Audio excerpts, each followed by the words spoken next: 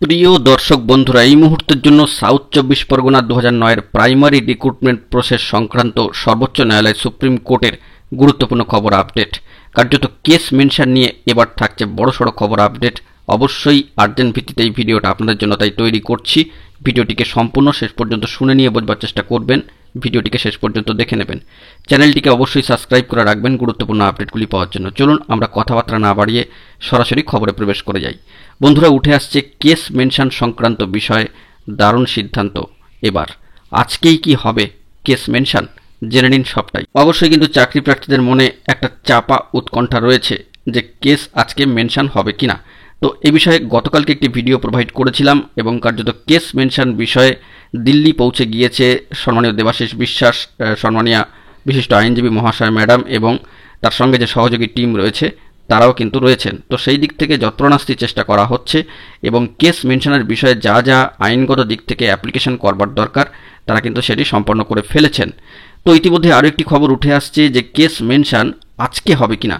তো এই ক্ষেত্রে জানিয়ে রাখি যে গুরুত্বপূর্ণ তথ্যটি উঠে আসছে যে কেস মেনশনের জন্য শুধুমাত্র অ্যাপ্লিকেশন করারই দরকার থাকে না, অ্যাপ্লিকেশন করার পরেও আইনগত বা লিগাল কিছু প্রসেস থাকে, সেগুলোকে স্টেপ বাই স্টেপ মেনটেন করেই কিন্তু কেসটি মেনশনের জন্য যায় এবং তারপরে সেটি ডেট পাওয়ার পরে হিয়ারিং মোডে আসবে।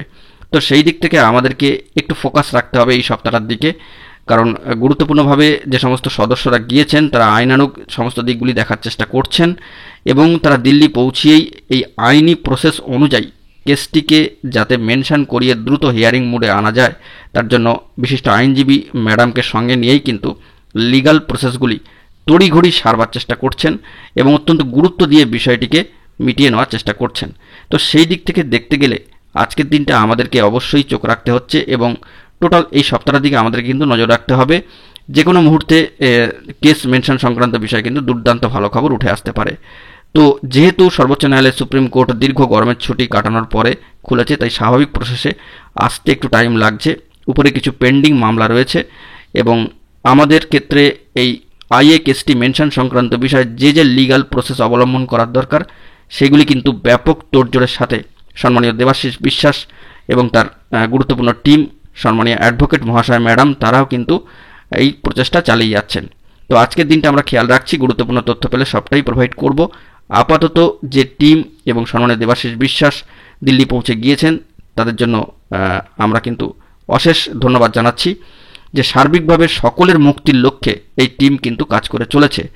সম্মানীয় দেবাশিস বিশ্বাস শুধুমাত্র কোর্টের লড়াই নয়, রাস্তায় মাঠে ময়দানে নেমে লড়াই করতে অভ্যস্ত।